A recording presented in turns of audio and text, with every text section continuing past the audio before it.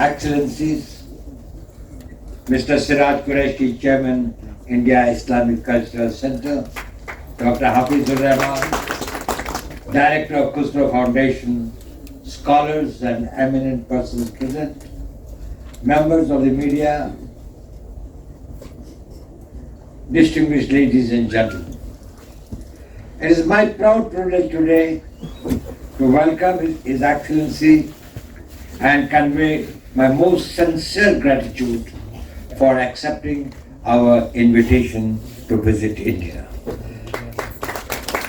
It was indeed a treat to listen to him today and to see the visionary thought of a great scholar, a jurist, a person well-versed with Islamic jurisprudence and understanding of the global events. His message is loud and clear that we live in harmony, we live in peace if you would like to protect the future of humanity. Excellency, you as an authentic global voice of moderate Islam and a profound scholar, adored and respected by millions of people around the world. We in this hall were singularly fortunate to have this opportunity of hearing you.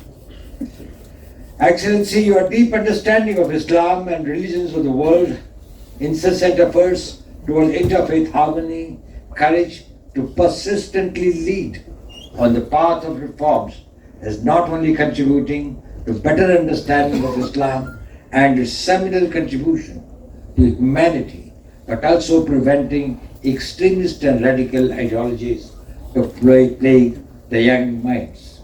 In your capacity as Secretary General of the Muslim World League, you have extensively traveled throughout the world and propagated your message of peace, empathy, and coexistence in the most unambiguous and effective way, the way that we heard it today.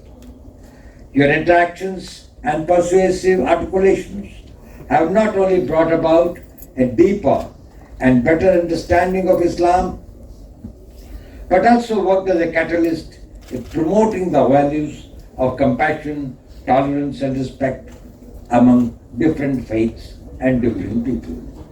The world in conflict and turmoil today needs it more than ever before.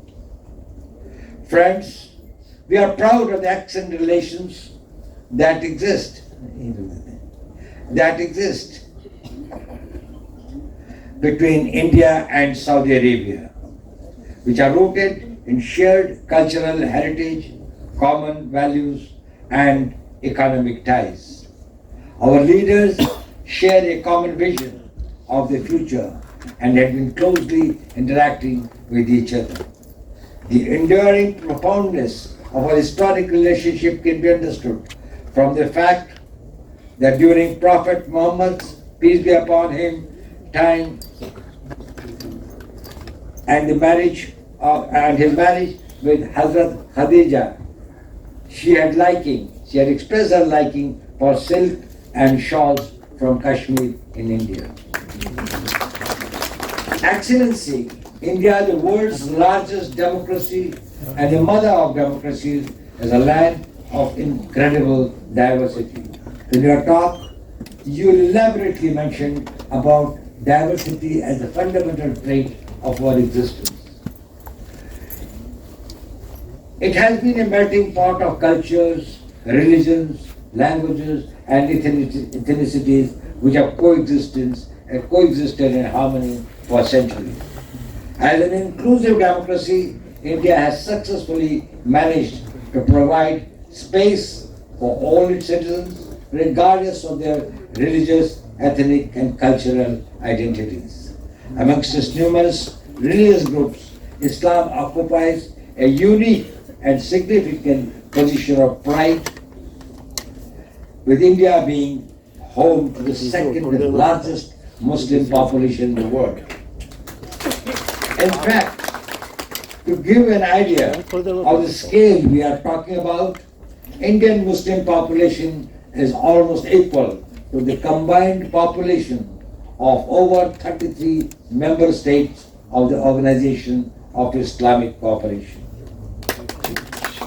As just mentioned, Islam arrived in India in the 7th century during the life of Prophet Muhammad, peace be upon him, and gradually found a new home in this subcontinent. Over the centuries, it developed a unique syncretic tradition. It was kinetic and dynamic. It expanded and integrated. It was reformative, and it was also which enriched the culture of the new land that they have arrived. The deep spiritual content of Hinduism and Islam brought the people together and helped in bringing about a social and intellectual understanding of each other.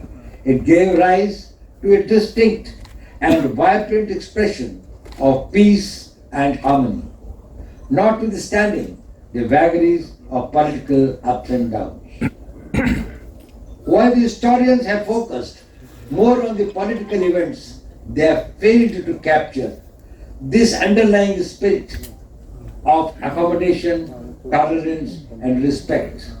The powerful societal undercurrents that brought the people together and cemented their relations. The Holy Quran emphasizes the importance of unity and understanding among people from diverse backgrounds. Excellency, you mentioned about the diversity.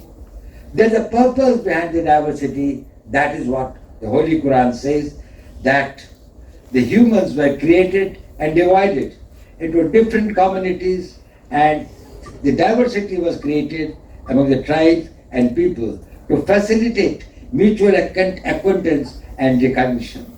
Excellency, you have also, in your speeches, frequently called for civilization rapprochement based on our shared values and common interests to advocate the spirit of justice and universal brotherhood.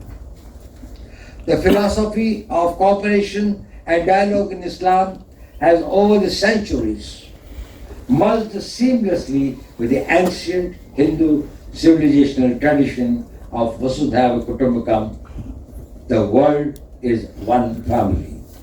This thing with which you concluded your talk by telling that the world is one family is ingrained in our spiritual, in our religious books, but more importantly in the psyche of the people, that we consider the entire world as one family. It was not a quirk of history. It was only by being open to accommodating various world views and ideas, interactions and assimilations of various cultures, beliefs and practices, that India emerged as a sanctuary for persecuted people of all faiths from across the world since time immemorial. India welcomed Arab exiles in the court of Raja Dahir of Sindh, Jews, Tibetans, Parsis, Shias, Bangladeshis, Afghans, and many others with open arms. This enduring tradition of accommodation is a testament to India being a deeply rooted multi-ethnic, multi-religious, and multilingual society which believes and have an abiding faith in the commonality and the unity of all human beings. Swami Vivekananda, in the famous Parliament of World's Religions in Chicago in 1993, had declared, and I quote, I am proud to belong to a nation which has sheltered the persecuted and the refugees of all religions and all nations of the earth. This ethos of acceptance becomes all the more significant vis-a-vis Islam, given that at a time when Islamic golden age was coming to an end with the Mongol capture of Baghdad in 1258, Indian heartland was quietly nurturing a Sufi renaissance with many sages and mystics spreading their message of peace and brotherhood. It was otherwise a time of great tumult in which striking changes in the range of ideas and beliefs were taking place and all around the world. The Islamic world had suddenly lost its political heft, but its spiritual and its humane appeal continued to exist as a very powerful force. A new orthodoxy was trying to challenge the Islamic universe of thought, and in the midst of all this, India offered an oasis of stability and peace, where yogis and kalandars, the mystical masters, pilgrims, exiles, dissidents from different schools of thoughts, found a new home. The close interaction of the people led to cultural fusion. It not only in this art, literature, architecture, cuisine, technology, etc., but more importantly, created a syncretic consciousness that permeated through common people. The edifice of modern India is built on the principle of equal rights, equal opportunities, and equal responsibilities for all its citizens. The equality is guaranteed by our constitution and law. This is also a part of our thinking and listening. We will all strive and we should try to bring about that convergence where there is an equality in all respects amongst all of us. India continues to play its role as a refuge for heterodox ideas with infinite capacity to absorb dissent. Dissent does not mean disintegration. Dissent does not mean necessarily a confrontation. But in this country, because of your thought, because of your idea, no one is under threat. As a proud civilizational state, India believes in promoting tolerance, dialogue, and cooperation to deal with the challenges of our time. It was no coincidence that despite having around 200 million Muslims, the involvement of Indian citizens in the global terrorism has been incredibly low. Yet the challenge of extremism and global terrorism compels us not to lower our guards, to preserve the security and stability within our borders, and also rise to the security challenges beyond. India has been leading the fight against individuals and organizations who are promoting extremism, narcotics, and terrorism. I vividly recall the terrorist attack on the Grand Mosque in Moscow and in Mecca in 1979, and how that incident became a turning point in the way Saudi Arabia looked at itself and the rest of the world. The attack was carried out by a handful of militants who seized the holy mosque and held the hostages for several days. The attack brought the issue of terrorism to the forefront and forced Saudi Arabia to reevaluate its security measures and foreign policy. India has also been a victim of terrorism for many decades. The country has faced numerous terrorist attacks, including the 2008 Mumbai attacks, which claimed 168 lives. India has actively been working to combat terrorism through various means, including strengthening its security apparatus, enacting new laws, and cooperating with other countries to prevent terrorist activities. However, in this war against terror, even in the face of great provocations, India has steadfastly upheld the rule of law, rights of its citizens, and protection of human values and human rights. India is an extremely responsible power, but when the need for a hot pursuit against terrorist heavens was felt, we have gone all out to destroy terrorism in our national interest. Excellency, you have in the past rejected any attempt to associate terrorism with any nationality, civilization, or religion. I think this is the absolutely right approach. Terrorism is not linked to any religion. It is the individuals who get misguided. And probably it is the duty of the spiritual and procedure to see that they can belong to any religion, any faith, any belief system, any political ideology, but anyone who takes the path of violence will have to be countered as effectively and with all the tools that are possible. You have been a strong votary of the need to shun the path of conflict and supported peace. As G20 President, we ideated on slogan for the summit. And I would like to repeat and emphasize it. Our catchword for that was one earth, one family, one future. Either we sail together or we are doomed to sink together. If we have to sail together, we have to cooperate. We are going to bring about that harmony, which Her Excellency you so eloquently told. It is only with mutual trust and cooperation amongst nations, civil societies, religious groups, and people of the world that security, stability, sustainable development, and a dignified life for all citizens and the future citizens, the future generations can be ensured. In the past, some nations might have fought with each other to resolve their differences. But as our Prime Minister says, this is no more an age of war. Future battles for the good of humanity will have to be fought against hunger, poverty, ignorance, and want.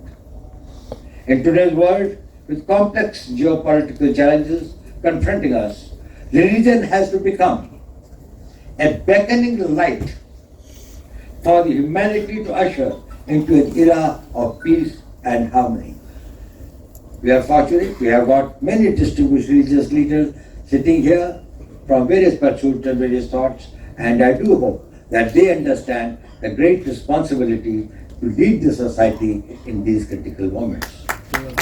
Our differences will have to take a back seat. We will have to resolve them through dialogue and interaction and compromise. And we will have to realize that unleash the human potential and make this world a better place to live for us and our coming generations. Excellency, your visit today is an opportunity to deepen the cooperation between our two countries and then explore new avenues for partnership. I am sure that you will enjoy your stay in India and carry fond memories of the place back with you. You mentioned about some institutional arrangement that we should make to carry this message forward. We do look forward for your guidance and help in this matter. India and Saudi Arabia together can probably do a lot, and we need to further strengthen the ties between our two nations. I would once again like to express my thanks and gratitude to you, Your Excellency, for your visit, and I would also like to thank the Islamic Center for organizing this